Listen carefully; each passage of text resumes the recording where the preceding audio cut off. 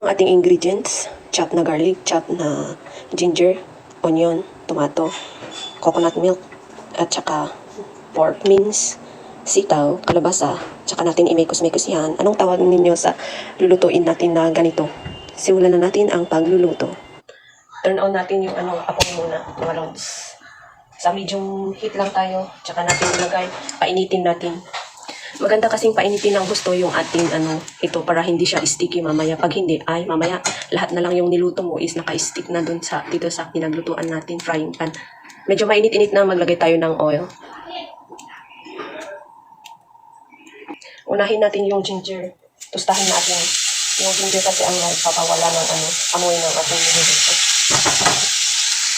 Medyo nag-brown na yung ating ginger. Ilagay natin itong, pagsamasamahin natin na to lahat yung ating ingredients. I-dunk na natin lahat. Kasi yung garlic natin is madaling masunog. Ayaw naman natin na masunog yung garlic natin. Saka natin palitan. O diba? Medyo tustahin natin muna itong mga ingredients bago natin ilagay yung meat.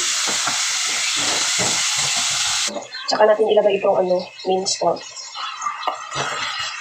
Nilagyan ko lang yung pork ng nilagyan ko na siya ng cooking wine at saka pepper, black pepper at saka toyo lang ang nilagay natin para may lasa siya. Para hindi masyado maamoy yung lasa ng meat. Kasi minsan may lasa kaya ang meat, yung parang amoy ng lalaking meat.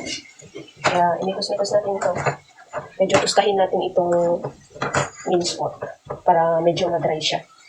Sa nakikita nyo, medyo dry na yung ating pork. I-dunk na natin itong kalabasa. Iyan mo lang siya dyan. Takpan para ma-moist. Maluto agad yung kalabasa. O ayan. I-mix na natin para di naman masunog.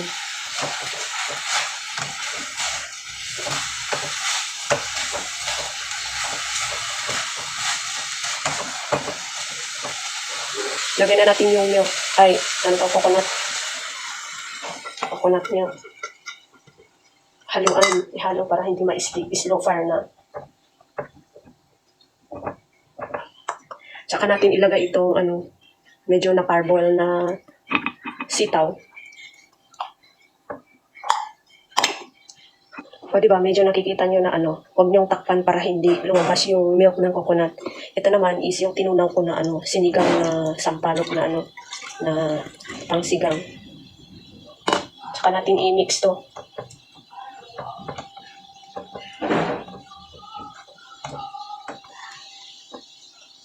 Pagkatapos, ilagay na natin yung ating sinigang powder. Ang lulutuin natin dito is yung itong kalabasa kasi medyo hindi pa luto-luto.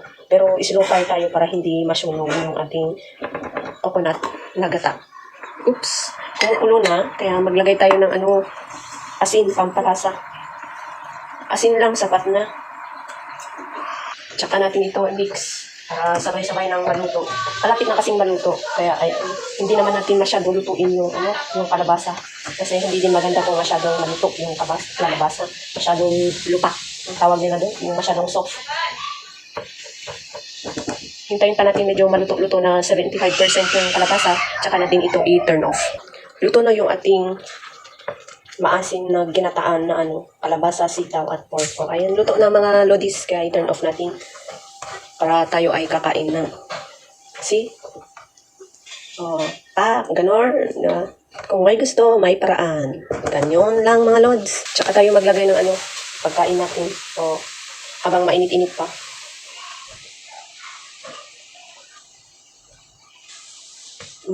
Nakikita nyo? Umusok-usok pa.